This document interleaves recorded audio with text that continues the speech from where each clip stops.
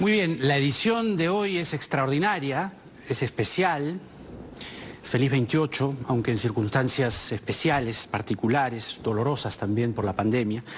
Hoy nos dedicamos por completo a analizar prolijamente los anuncios del presidente Martín Vizcarra en su mensaje ante el Congreso de la República, temas de economía, temas de salud, temas sociales respecto a los bonos y principalmente los temas referidos también a la vacuna. Todo lo analizamos en esta edición y comenzamos rápidamente con la ministra de Economía y Finanzas, María Antonieta Alba, con quien abrimos este programa. Ministra Alba, buenas noches, bienvenida al programa. Buenas noches, Jaime, gracias por la invitación. El presidente señala, creo que es el mensaje que más ha llamado la atención, son muchos en realidad, pero la mayor inversión de salud en la historia en el presupuesto del 2021, cerca de 20.000 millones de soles para este sector. No ha dado la cifra exacta. ¿Cuánto es exactamente lo que se destinará al sector salud y cuánto representa para el PBI nacional? A ver, el presidente ha hablado de una cifra aproximada porque estamos en pleno proceso de formulación. Estamos trabajando justamente en este mes de agosto. Él se ha referido, y eso es importante porque se está difundiendo en redes una información sobre el presupuesto, él se ha referido al presupuesto inicial de apertura, que es el presupuesto con lo que iniciamos, con lo que vamos al Congreso a debatir los números.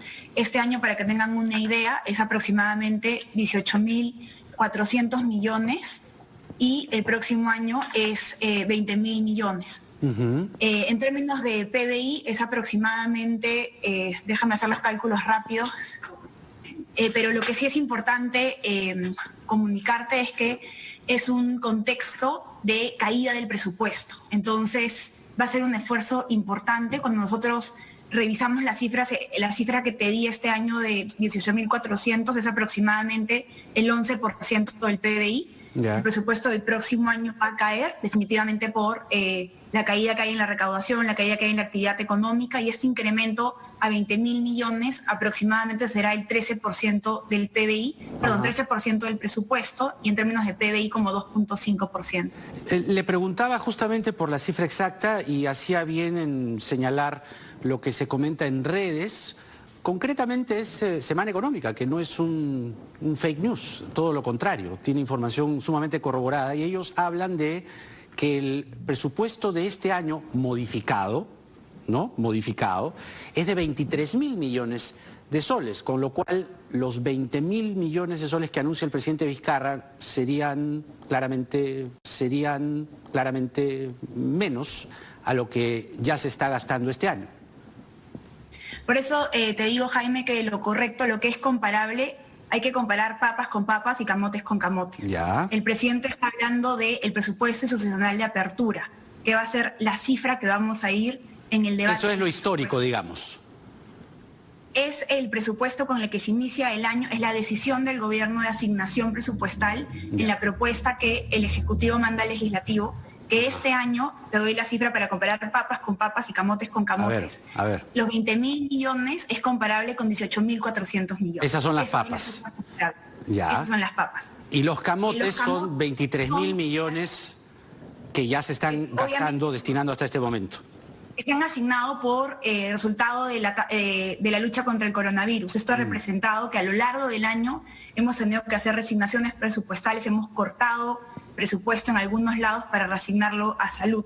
Pero la decisión del Ejecutivo, cuando tú mandas la propuesta con tus prioridades, es en la propuesta que se manda al Congreso de la República, que como te digo, en un contexto de caída del presupuesto, esta cifra de 1.600 millones, este incremento de 1.600 millones, refleja una prioridad en la asignación del presupuesto. Para que el público no se quede justamente entre papas y camotes, lo que valdría aclarar es que, si bien es cierto, los 20.000 millones de soles que ha anunciado el presidente, papas, podrían ser mayores, es lo que nos está diciendo. Es decir, este presupuesto de 20.000 es el inicial, y de acuerdo a cómo se va desarrollando la pandemia en el 2021, esos 20.000 podrían ser mayores, camotes.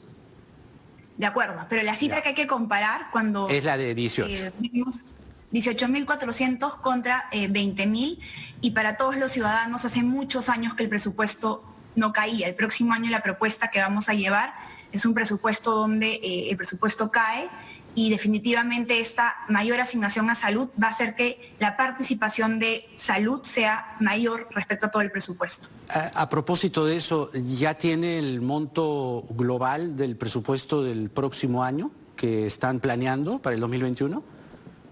Estamos todavía cerrando las estimaciones. Tenemos 2 productos muy concretos que dar como Ministerio de Economía y Finanzas. En 2 semanas, el marco macroeconómico multianual, donde van a salir las proyecciones de PBI del Ministerio de Economía y Finanzas, el déficit, el ratio de deuda pública, y con esos números vamos a cerrar la propuesta final del presupuesto que, como dice la Constitución, tenemos que enviarla hasta el 30 de agosto, pero como lo ha anunciado el presidente, ya en medio de esta priorización, la salud va a tener un incremento significativo en un contexto de reducción del presupuesto. ¿Cuándo sale el marco macroeconómico multianual que, digamos, para que la gente entienda es cuánto es lo que se dispone, ¿no? Es decir, en líneas generales es cuánto tenemos. El marco macroeconómico multianual es donde salen los parámetros, cuáles son esas estimaciones de crecimiento del PBI, de recaudación, que son los parámetros que utilizamos concretamente para hacer el presupuesto público, pero son parámetros que desde el Ministerio de Economía y Finanzas siempre monitoreamos para hacer la política económica. Claro. Ahora, proyectando este presupuesto que estará después de la publicación del marco macroeconómico, que es importante decirlo, esto está implicando, el presupuesto que anunció el presidente de los 20.000 millones de soles, ¿está implicando quitarle dinero a otros sectores? Y si es así, ¿qué sectores contarán con menos presupuesto el siguiente año? ¿A qué sectores se están mandando a la cola? Todavía no puedo adelantar eso. Tenemos un mandato del presidente, como siempre, de priorizar salud y educación, y el gran esfuerzo que estamos haciendo ahora es ver dónde hay espacios para optimizar algunos gastos, pero la propuesta final todavía tiene que ser validada en Consejo de Ministros desde la próxima semana. Yo tengo reunión con cada uno de los ministros para ver sus propuestas de asignación, y la idea es que esto se apruebe en Consejo de Ministros en este mes de agosto y luego iremos a sustentar. Acaba usted de decir salud y educación. ¿Se evalúa un incremento también histórico, quizá, digo yo, en el presupuesto de educación? Obviamente en educación estamos haciendo los esfuerzos para seguir con todas las líneas de fortalecimiento de la carrera pública magisterial. Ahora tenemos la educación virtual. Todavía no quisiera adelantar el parámetro, que está totalmente cerrado, es lo que ha anunciado el presidente ahora, que es esta asignación de 20.000 millones para salud, pero por supuesto que la educación ha sido una prioridad a lo largo del gobierno del presidente Vizcarra y también será materializada en la asignación del presupuesto del próximo año. No le pido montos, porque eso lo tiene que decidir con el resto del gobierno, es lo lógico, pero sí se está pensando incrementarlo. Se está pensando incrementarlo. Obviamente vamos a ver los márgenes de maniobra que tenemos, en todo caso no reducirlo, ¿no? De acuerdo. Lo otro, y no menos importante, por cierto, se anuncia la aprobación de un segundo bono de 760 soles y la estimación es 8,5 millones de hogares, que será implementado entre agosto y octubre de este año. Estoy citando el extracto respectivo del discurso presidencial. ¿De cuánto dinero estamos hablando para pagar este segundo bono, ministra? Más o menos son 6.400 millones de soles. Es importante aclararle a la ciudadanía que, para entender las cifras, hemos venido aprobando estos primeros bonos con padrones que han beneficiado aproximadamente 6 millones de peruanos. Esos bonos están pagados casi en su totalidad, pero teníamos, como lo hemos dicho a lo largo de la crisis, problemas con las bases de datos. El Padrón General de Hogares no estaba reflejando todos los ciudadanos que estaban en la RENIEC. Entonces se hizo un ejercicio de recoger un nuevo padrón para completarlo, y a esos 6 millones de hogares se le han sumado 2.5 millones de hogares, que son los que ya han sido aprobados esos padrones, los que se pagarán en este mes. Esto hace que finalmente estemos con los bonos beneficiando a 8.5 millones de hogares. Esos 8.5 millones de hogares van a volver a recibir un bono, que nos va a costar más o menos 6.400 millones de soles. ¿6.400 millones de soles? Sí. Ahora, el segundo pago. El segundo pago. ¿Esta vez estarán más claros los mecanismos para entregarlos? Sí, Jaime, nosotros solamente para darte un dato, para esta segunda fase del primer bono, que esos son 2.5 millones de soles, hemos tenido mucho más tiempo y mucho más espacio para coordinar con el sistema financiero. El Banco de la Nación también ha estado mejor preparado. Y, por ejemplo, hemos mejorado nuestras bases de datos, hemos mejorado los mecanismos, y de los 2.5 millones de peruanos que vamos a pagar en este mes, solamente para no confundir a toda tu audiencia, en el primer pago son 8.5 millones, 6 ya han sido identificados. En estos días se han identificado 2.5 millones adicionales, eso es lo que suma los 8.5 millones.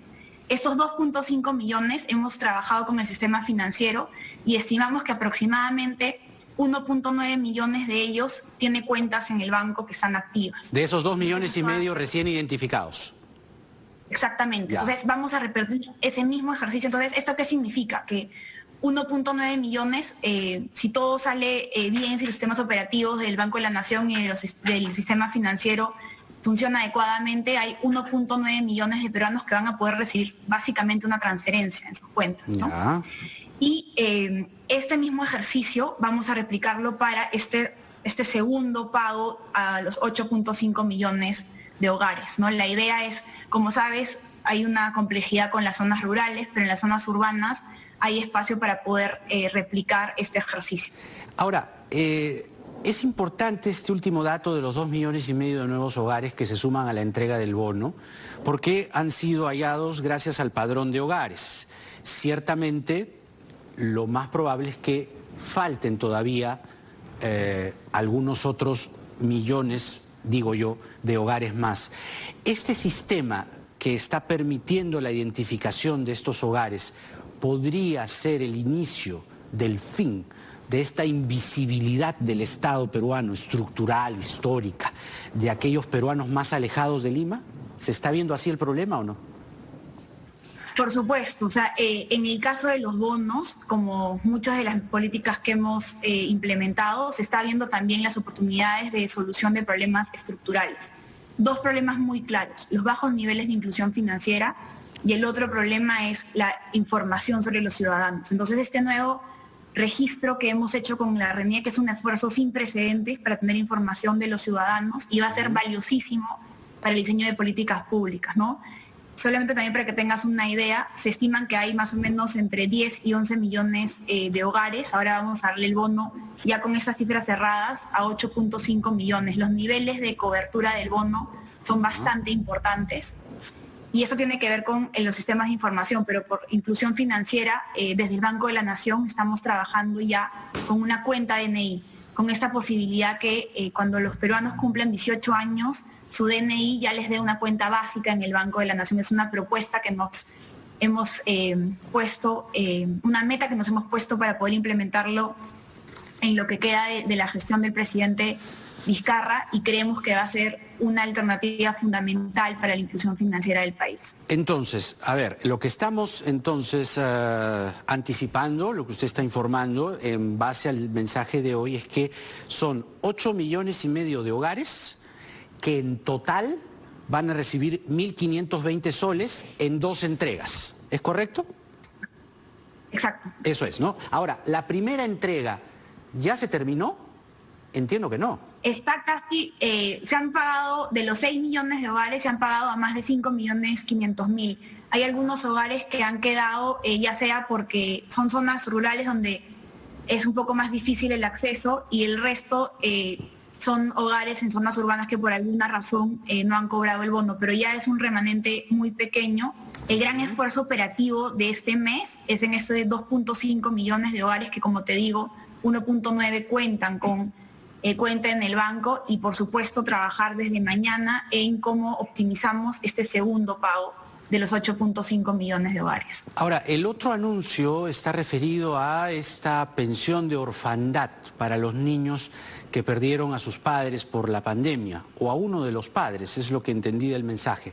200 soles mensuales hasta que cumplan la mayoría de edad.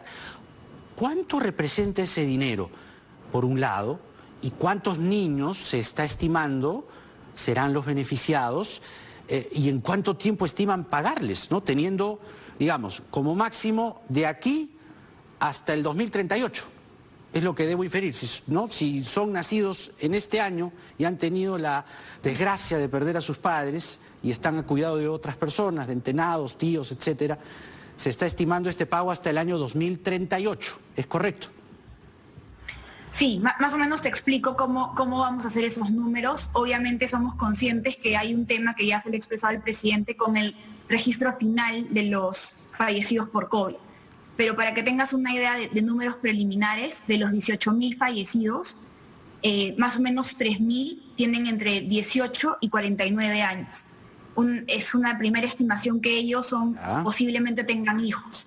Si multiplicamos eso por más o menos 2 hijos, que es la cantidad de hijos promedio, estamos hablando por ahora, con la información que tenemos ahora, de 6.000 niños, ¿no? Eso nos puede costar, si consideramos 200 soles mensuales, más o menos 14 millones al año. Pero hay 2 temas importantes.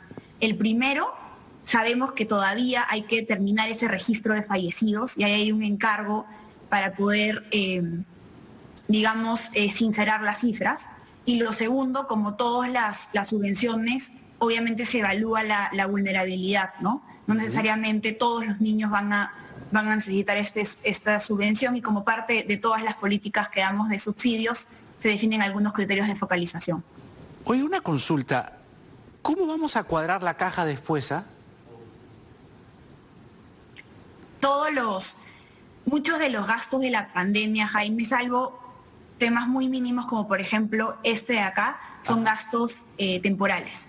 Durante toda esta crisis nos hemos puesto como meta que todas las asignaciones presupuestales sean temporales, casi nada es permanente, salvo este subsidio de los niños que con las cifras preliminares, en un caso extremo, podría costarnos 15 millones anuales. Tenemos que cerrar obviamente el registro.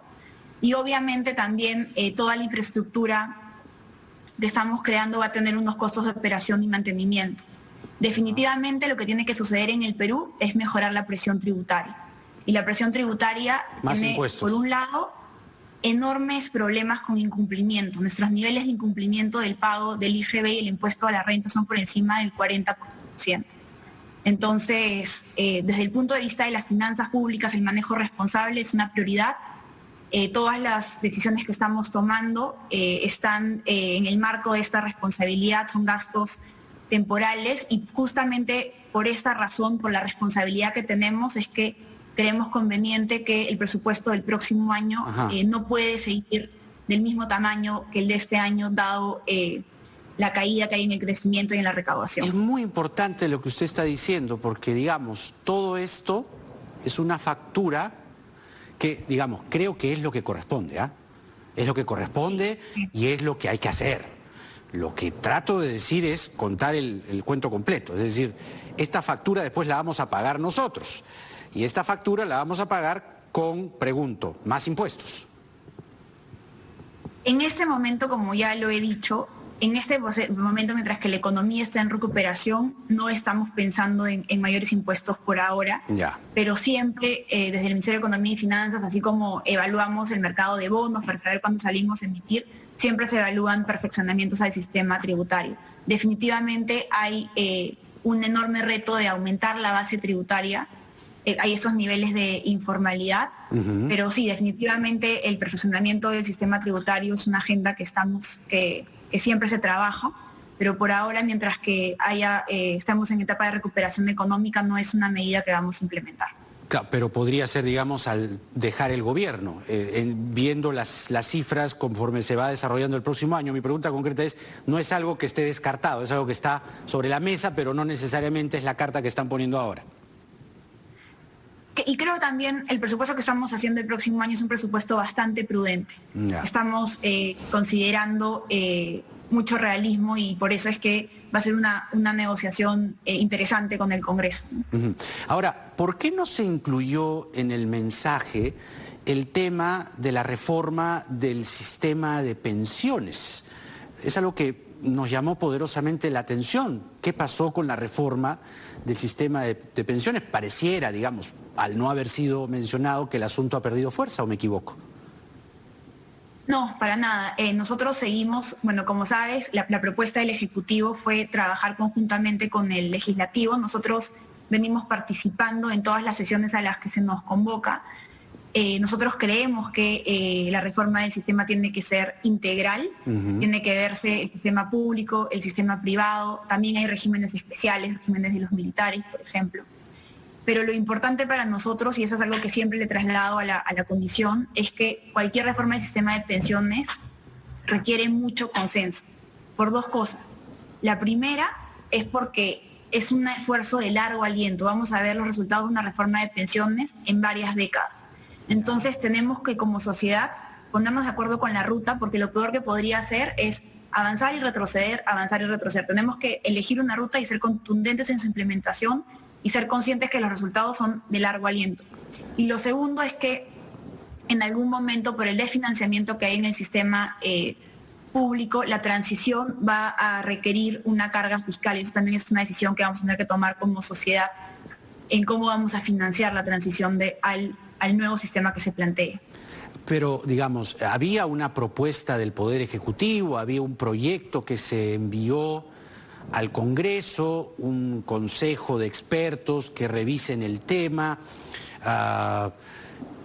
sincerar el sistema privado de pensiones, qué hacer con la Oficina Nacional de Normalización Previsional. Eran asuntos que se discutían hace un mes con mucha intensidad y no vemos ya ese fragor, es decir, siendo un tema capital, siendo un tema crucial y entendiendo que es de largo aliento, ¿cuáles son las bases que dejará este gobierno en torno al sistema de pensiones, público y privado?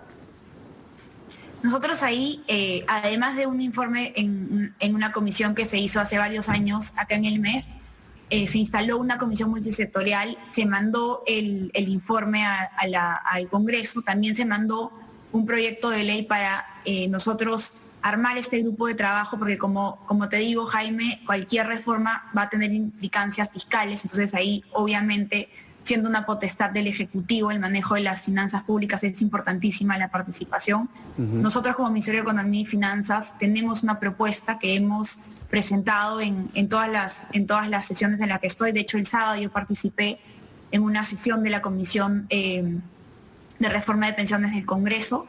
No hemos ni un segundo dejado de pensar en este tema. Tenemos una propuesta concreta que vamos a, obviamente estamos en diferentes espacios alcanzándola al Congreso, porque finalmente en la comisión que el Congreso definió no se incluyó al Ejecutivo. Nosotros seguimos haciendo nuestro trabajo, seguimos afinando nuestra propuesta. Y justamente hay ya un proyecto que está ya casi con el consenso necesario para el retiro del 100% de los fondos de la ONP. Y ya se está también avisando un proyecto para ir por el 100% del fondo de las AFPs. ¿Qué van a hacer ustedes? Bueno, yo en todos los espacios que tengo de coordinación con el Congreso les he expresado mi posición. Creo que legislar sobre el sistema público de pensiones requiere un conocimiento mínimo de cómo funciona. Lo he explicado siempre que he podido. El sistema público de pensiones se llama sistema de reparto, justamente porque la plata ingresa de las personas que trabajan y automáticamente se reparte a los jubilados. Yo ya he dicho que es imposible devolver plata que no existe.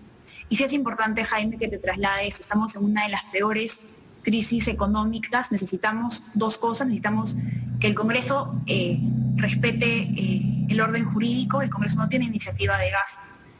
El manejo de la hacienda pública es una potestad, una prerrogativa del Ejecutivo, eso es por un lado.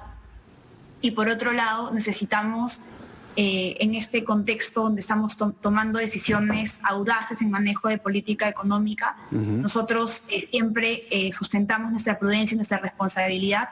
Y el tema de que el Perú siga siendo un país confiable, un país que respeta las finanzas públicas, que respeta la disciplina, va a ser sumamente importante para la recuperación económica. Entonces, proyectos de ley como el del retiro de la ONP, como el de la condonación de deudas del sistema financiero, solamente entorpecen uno de los mayores retos que tenemos para el año que queda, que es la recuperación de la economía. En pocas palabras, entonces, estos proyectos de ley que apuntan al retiro del 100% de la ONP y también el que se avisa de las AFPs terminarán en el Tribunal Constitucional por una demanda de inconstitucionalidad, claramente. Claramente, porque hay un tema el tema de iniciativa de gasto, que creo que es un orden fundamental de la... Claramente, porque hay un tema el tema de iniciativa de gasto, que creo que es un orden fundamental de la Constitución que tenemos que respetar. Ahora, digamos, hay crítica, hay necesidad, hay demasiadas exigencias y hay un trabajo que se está haciendo desde el gobierno. Usted es joven, es entusiasta, pero ¿cómo maneja el tema internamente? Es decir, estamos camino al bicentenario, enfrentando la peor crisis de nuestra historia, con compatriotas que se mueren sin que podamos detener al virus, por más de todo lo que se hace.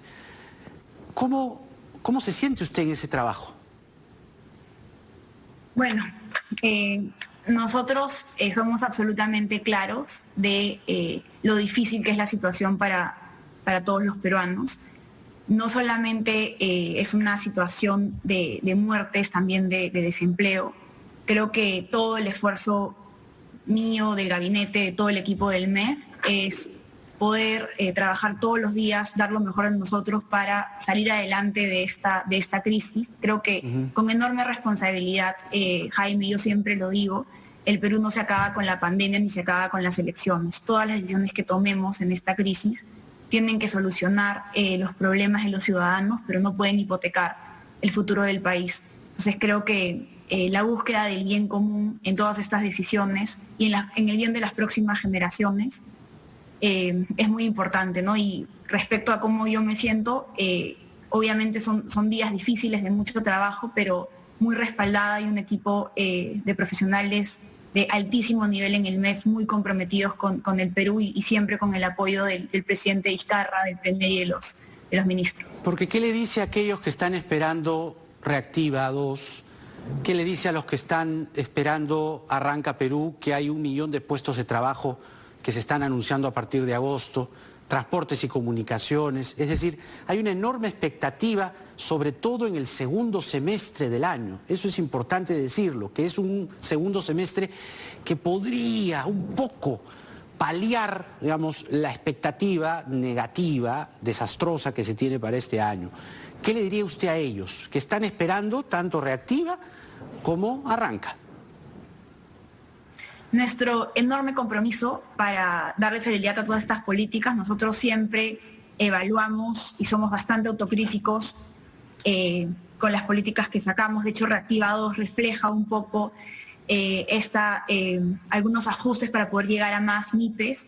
El programa tuvo unas demoras justamente por unas mejoras que hicimos en introducir información de las procuradurías, ¿no? Esa información demoró un poco en llegar, pero COFIDE ya está al tanto con todos los desembolsos. En el caso de Arranca Perú, en el caso específicamente del componente de mantenimiento vial, al 21 de julio era el plazo para que los 190 municipios provinciales convoquen. Ya todos han convocado. En los próximos 10 días ya veremos las adjudicaciones. También, por ejemplo, Trabaja Perú, también comienza la próxima semana. Entonces yo les digo a los ciudadanos, primero, siempre todo en continua evaluación, con autocrítica, con enorme humildad para escuchar las recomendaciones, para mejorar y para trabajar durísimo para que en este segundo semestre nosotros creemos, Jaime, que la economía se está recuperando y va a depender del esfuerzo de todos para poder cerrar bien el año y que el próximo año la economía ya esté totalmente recuperada. Hace casi 4 meses yo le pregunté si había futuro y usted me dijo que sí, que había futuro.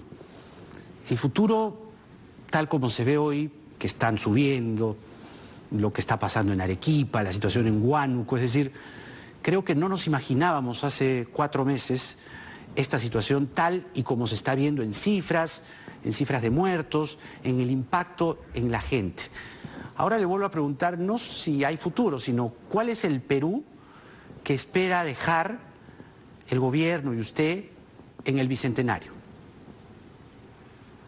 Desde el punto de vista del Ministerio de Economía y Finanzas, queremos ya una economía, queremos que el próximo gobierno reciba una economía en recuperación. Como lo ha dicho siempre el presidente Vizcarra, nosotros tenemos que también solucionar brechas estructurales. Lo que ha sucedido con la pandemia es que se ha puesto en evidencia enormes brechas que no hemos resuelto en todos los años de la República, ¿no?